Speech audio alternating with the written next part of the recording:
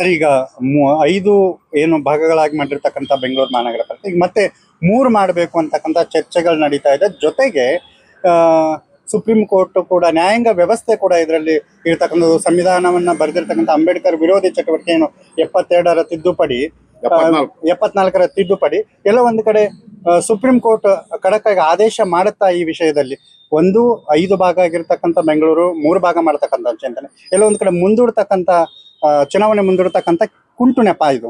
2015ರಲ್ಲಿ ಸಿದ್ದರಾಮಯ್ಯನವ್ರ ಸರ್ಕಾರ BBMP ಮೊದಲ ಅವಧಿ ಮುಗಿದ ನಂತರ ಚುನಾವಣೆಯನ್ನ ಅನಿರ್ದಿಷ್ಟ ಕಾಲಕ್ಕೆ ಮುಂದೂಡೋ ಪ್ರಯತ್ನ ಮಾಡ್ತಾ ಇದೆ ಅಂತ ಗಮನಿಸಿ ನಾನು ಸೇರಿದ ಹಾಗೆ ಈ ತರ ಇನ್ನಿಬ್ಬರು ಸ್ನೇಹಿತರು ಸುಪ್ರೀಂ ಕೋರ್ಟ್ನಲ್ಲಿ ಹಾಕಿದಂಥ ಒಂದು ಪ್ರಕರಣ ಏನಿತ್ತು, ದೂರನ್ನು ದಾಖಲು ಮಾಡಿ ಚುನಾವಣಾ ಅರ್ಜಿಯನ್ನು ಸಲ್ಲಿಸಿದ್ವಿ.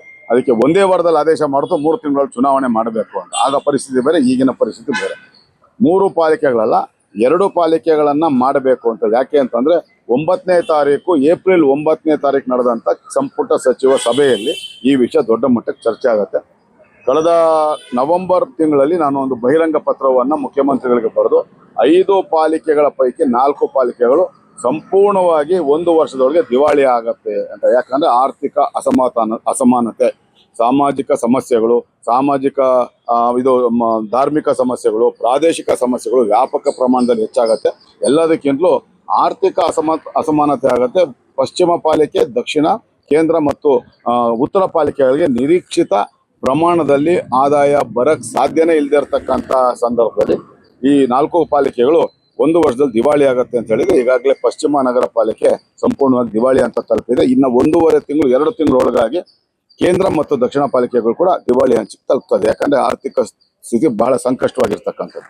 ಇದಕ್ಕೆ ಸಂಬಂಧಪಟ್ಟ ಹಾಗೆ 9ನೇ ತಾರೀಕು ಏಪ್ರಿಲ್ 9ಕ್ಕೆ ನಡೆದಂಥ ಸಚಿವ ಸಂಪುಟ ಸಭೆಯಲ್ಲಿ ಬೆಂಗಳೂರಿನ 4 ಜನ ಪ್ರಭಾವಿ ಸಚಿವರು ಇದರ ಬಗ್ಗೆ ಮುಖ್ಯಮಂತ್ರಿಗಳು ಗಮನ ಸೆಳೆಯುವಂಥ ಪ್ರಯತ್ನವನ್ನ ಮಾಡಿ 5 ಕಾರ್ಪೊರೇಷನ್ ಬೇಡವಾಗಿತ್ತು. 100ಕ್ಕೆ 100 ನಾವು 6,500ಕ್ಕೂ ಹೆಚ್ಚು ಜನರನ್ನ, ಅಧಿಕಾರಿಗಳನ್ನ, ನೌಕರಿಗಳನ್ನ ನಿಯೋಜನೆ ಮಾಡ್ಕೊಳ್ಳೇಬೇಕಾಗಿದೆ. ಈಗಿರ್ತಕ್ಕಂಥದ್ದು 2,218 ಜನ ಮಾತ್ರ. ಈಗ 2,218 ಜನಕ್ಕೆ ಪ್ರತಿ ತಿಂಗಳು 98 ಕೋಟಿ ರೂಪಾಯಿ ತರ, ವರ್ಷಕ್ಕೆ 1,200 ಕೋಟಿ ರೂಪಾಯಿ ಅಷ್ಟು ಬರೀ ಸಂಬಳಕ್ಕೆ ಅಂತ ಖರ್ಚಾಗ್ತಾ ಇದೆ. ಒಂದು ವೇಳೆ ಅವಶ್ಯಕತೆ ಇರತಕ್ಕಂಥ 6,500 ಜನರನ್ನ ಅಧಿಕಾರಿ ನೌಕರನ್ನ ನಿಯೋಜನೆ ಮಾಡ್ಕೊಂಡಿದ್ದಾರೆ, ನಮಗೆ ತಿಂಗಳಿಗೆ 350ರಿಂದ 400 ಕೋಟಿ ರೂಪಾಯಿ ಅಷ್ಟು ಹಣ ಬೇಕಾಗುತ್ತೆ. ವರ್ಷಕ್ಕೆ ಸುಮಾರು 4,000 ಕೋಟಿಗಿಂತಲೂ ಅಧಿಕ ಹಣ ಕೇವಲ ಅಧಿಕಾರಿಗಳ ನೌಕರರ ವೇತನ ಮತ್ತು ಪಿಂಚಣಿಗೆ ಅಂತಾನೆ ಖರ್ಚು ಮಾಡಬೇಕಾಗತ್ತೆ. ನಮಗೆ ಬರುವಂತ ಆದಾಯವೆಲ್ಲ ಕೇವಲ ಅಧಿಕಾರಿ ನೌಕರರ ವೇತನಗಳಿಗೆ ಹಂಚೋಗೋದ್ರಿಂದ ಎಲ್ಲ 100ಕ್ಕೆ 100 ಎಲ್ಲ ಕಾರ್ಪೊರೇಷನ್ ಪೂರ್ವ ಪಾಲಿಕೆ ಹೊರತುಪಡಿಸಿ 4 ಪಾಲಿಕೆ ದಿವಾಳಿ ಹಂಚ್ತಾ ಇರ್ಬೋದು. ಹಾಗಾಗಿ ಹಳೆಯ BMP ಸೇರಿದಂಗೆ ಕೋರ್ ಬೆಂಗಳೂರು ಏನಿತ್ತು, ಹಳೆಯ BBMPಯ ದಕ್ಷಿಣ, ಪೂರ್ವ ಮತ್ತು ಪಶ್ಚಿಮ ವಲಯಗಳು ಒಳಗೊಂಡಂತ ಕೋರ್ ಬೆಂಗಳೂರು ಇತ್ತು, ಅದನ್ನ ಒಂದು ಕಾರ್ಪೊರೇಷನ್ ಮಾಡೋದು. BMP ಜೊತೆಗೆ 2007ರಲ್ಲಿ 110 ಹಳ್ಳಿ, 7 CMC, 1 TMC ಸೇರಿಸಿ ಏನು BBMP ಆಗಿತ್ತೋ ಆ ಪ್ರದೇಶಗಳನ್ನ ಸೇರಿಸಿ ಒಂದು ಕಾರ್ಪೊರೇಷನ್ ಮಾಡುವಂಥದ್ದು. ಅಲ್ಲಿ 150 ವಾರ್ಡ್ಗಳನ್ನ ಮಾಡಬೇಕು. ಅಲ್ಲಿ 25,000ಕ್ಕೆ ಒಂದು ವಾರ್ಡನ್ನ ನಿಗದಿ ಮಾಡ್ರೆ, ಮತದಾರ ನಿಗದಿ ಮಾಡ್ರೆ, ಅದು 5 ವರ್ಷಕ್ಕೆ ಅದು ವೇಗವಾಗಿ ಬೆಳೀತಾ ಇರೋಂಥ ಪ್ರದೇಶಗಳಾಗಿರೋದ್ರಿಂದ 5 ವರ್ಷಕ್ಕೆ ಅದು 35,000-40,000 ಮತದಾರರಾಗ್ತಾರೆ.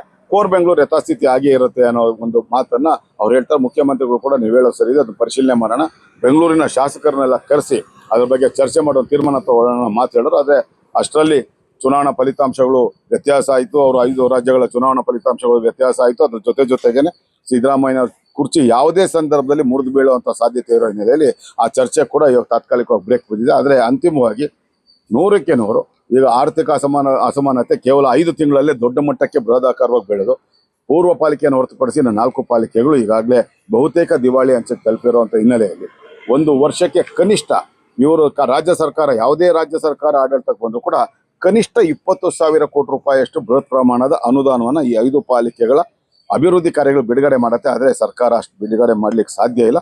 ಯಾವುದೇ ಸರ್ಕಾರ ಇಲ್ಲಿ ತನಕ ಯಡಿಯೂರಪ್ಪನವರು ಹೈಯೆಸ್ಟ್ ಬಿಡುಗಡೆ ಮಾಡಿರ್ತಕ್ಕಂಥದ್ದು ಅತಿ ಹೆಚ್ಚು ಅನುದಾನ 7,300 ಕೋಟಿ ರೂಪಾಯಿ ಬಿಟ್ಟರೆ, ಹಾಗೆ ಬಸವರಾಜ ಬೊಮ್ಮಾಯಿಯವರು 6,700 ಕೋಟಿ ರೂಪಾಯಿ ಅಷ್ಟು ಅನುದಾನವನ್ನು ಬಿಡುಗಡೆ ಮಾಡಿದ್ರು. 24-25 ಸಾಲಿನಲ್ಲಿ ಸಿದ್ದರಾಮಯ್ಯನವರು ಕೂಡ 7,000 ಕೋಟಿ ರೂಪಾಯಿ ಮೊತ್ತದ ಅನುದಾನವನ್ನು ಘೋಷಣೆ ಮಾಡೋರು ಕೂಡ ಅಂತಿಮವಾಗಿ ಅವ್ರು ಬಿಡುಗಡೆ ಮಾಡಿದ್ದು ಕೇವಲ 3,000 ಕೋಟಿ ಮಾತ್ರ. ಇನ್ನು 4,000 ಕೋಟಿ ರೂಪಾಯಿ ಕೊನೆಗೂ ಬಿಡುಗಡೆ ಮಾಡುವಂಥ ಪ್ರಯತ್ನಕ್ಕೆ ಹೋಗಿಲ್ಲ. ಹಾಗಾಗಿ ಇದು ಆರ್ಥಿಕ ಸಂಕಷ್ಟಕ್ಕೆ, ಸಾಮಾಜಿಕ ಸಮಸ್ಯೆಗಳು, ಪ್ರಾದೇಶಿಕ ಸಮಸ್ಯೆಗಳು, ಧಾರ್ಮಿಕ ಸಮಸ್ಯೆಗಳಿಗೆ ಪೂರಕವಾದಂಥ ಎಲ್ಲ ವಾತಾವರಣವನ್ನು ಈಗಾಗಲೇ 5 ಪಾಲಿಕೆಗಳು ತಂದಿದೆ. ಅದರಲ್ಲಿ ಒಂದು ದುರಂತ ಅಂದರೆ ಈ 5 ಪಾಲಿಕೆ ಚುನಾವಣೆಗಳು ಯಾವತ್ತೇ ನಡೆದ್ರೂ ಕೂಡ ಅದರಲ್ಲಿ ಕೇಂದ್ರ ನಗರ ಪಾಲಿಕೆಯಲ್ಲಿ ಯಾವುದೇ ಕಾರಣಕ್ಕೂ ಒಬ್ಬ ಹಿಂದೂ ಧರ್ಮೀಯ ಸದಸ್ಯ ಮಹಾಪೌರ ಆಗ್ಲಿಕ್ಕೆ ಸಾಧ್ಯ ಇಲ್ಲ. ಅದು ಇನ್ನೊಂದು ಲಂಡನ್ ಮಹಾನಗರ ಆಗ್ತದೆ. ಸಹಜವಾಗಿಯೇ 1984 ಏನು ಬೆಂಗಳೂರು ಮಹಾನಗರನ ಕೇಂದ್ರಾಡಳಿತ ಪ್ರದೇಶ ಮಾಡಬೇಕು ಅನ್ನೋ ಕೂಗನ್ನ ಬೇರೆ ಭಾಷಾಂತ ತಮಿಳು ಭಾಷಾಂತರು ಎತ್ತಿದ್ರು. ಅದೇ ಪರಿಸ್ಥಿತಿಯನ್ನ ಮತ್ತೆ ತಿರುಗಾ ಕೇಂದ್ರ ನಗರ ಪಾಲಿಕೆಯಿಂದ ನಾವು ಸೃಷ್ಟಿ ಮಾಡ್ಕೊಂಡಂಗಾಗತ್ತೆ. ಇವ್ರು ಮಾಡಿರ್ತಕ್ಕಂಥ ಎಡವಟ್ಟಿನಿಂದ ನಾಡಪ್ರಭು ಕೆಂಪೇಗೌಡರು ಕಟ್ಟಿರ್ತಕ್ಕಂಥ ಬೆಂಗಳೂರು ಮಹಾನಗರ ಛಿದ್ರವಾಗಿ ಹೋಗುತ್ತೆ. ಮುಂದೆ ಇದನ್ನೇ ಆಧರಿಸಿ ಹೇಳೋದಾದ್ರೆ ಕೇಂದ್ರಾಡಳಿತ ಪ್ರದೇಶ ಆಗುವಂತ ದಿನಗಳು ಕೂಡ ಬರ್ಬೋದು. ಅಷ್ಟರ ಮಟ್ಟಿಗೆ ಬೆಂಗಳೂರು ಮಹಾನಗರವನ್ನ ಹಾಳು ಮಾಡೋ ಅಂತ ಕೆಲಸವನ್ನ ಇವರು ದೊಡ್ಡ ಮಟ್ಟದಲ್ಲಿ ಮಾಡಿದ್ದಾರೆ. ಆದರೆ ಬೆಂಗಳೂರು ನಾಗರಿಕರು, ವಿಶೇಷವಾಗಿ ಕನ್ನಡಿಗರು, ರಾಜ್ಯ ಸರ್ಕಾರ ಮಾಡಿರ್ತಕ್ಕಂಥ ಈ ಎಡವಟ್ಟುಗಳ ಬಗ್ಗೆ, ಅವಾಂತರಗಳ ಬಗ್ಗೆ, ಬೆಂಗಳೂರು ವಿಭಜನೆಯ ಬಗ್ಗೆ ದೊಡ್ಡ ಮಟ್ಟದ ಧ್ವನಿಯನ್ನು ಎತ್ತದಾಗ ಮಾತ್ರ ಸರ್ಕಾರಕ್ಕೆ ಬಿಸಿ ಮುಟ್ಟಿಸ ಸಾಧ್ಯ ಅಂತ ನಾನು ಹೇಳಕ್ಕೆ ಇಷ್ಟಪಡ್ತೀನಿ. ನೋಡಿದ್ರಲ್ಲ ವೀಕ್ಷಕರೇ, ಕಾನೂನು ಸುವ್ಯವಸ್ಥೆ ಏನು ಅಂಬೇಡ್ಕರ್ ಬರೆದಿರ್ತಕ್ಕಂಥ ಸಂವಿಧಾನದ ವಿರೋಧಿ ಒಂದು ನಡೆಯನ್ನ ಕಾಂಗ್ರೆಸ್ ಸರ್ಕಾರ ಮಾಡ್ತಾ ಇರತಕ್ಕಂಥದ್ದು. ಇನ್ನೂ 2 ವರ್ಷ ಕಳೆದ್ರೂ ಕೂಡ ಸರ್ಕಾರ ಯಾವುದೇ ಕಾರಣಕ್ಕೂ ಚುನಾವಣೆ ಮಾಡೋದಿಲ್ಲ. ಜೊತೆಗೆ ವಾರ್ಡ್ಗಳ ವಿಂಗಡಣೆಯೂ ಕೂಡ ವಾರ್ಡ್ಗಳ ವಿಂಗಡಣೆ ಮಾಡಿರ್ತಕ್ಕಂಥದ್ದು ಎಲ್ಲ ಕಾರಣಗಳಿಂದಾಗಿ ಚುನಾವಣೆಯನ್ನ ರಾಜ್ಯ ಸರ್ಕಾರ ಮುಂದೂಡ್ತಾ ಇದೆ ಅಂತಕ್ಕಂಥ ಮಾತನ್ನ ರಮೇಶ್ ಅವರು ಹೇಳಿರ್ತಕ್ಕಂಥದ್ದು. ಕ್ಯಾಮ್ರಾ ಪರ್ಸನ್ ಪುರುಷೋತ್ತಮ್ ಜೊತೆ ಅನಿಲ್ ಕಲ್ಕಟ್ಟಿ, ಜನಶಕ್ತಿ ನ್ಯೂಸ್, ಬೆಂಗಳೂರು.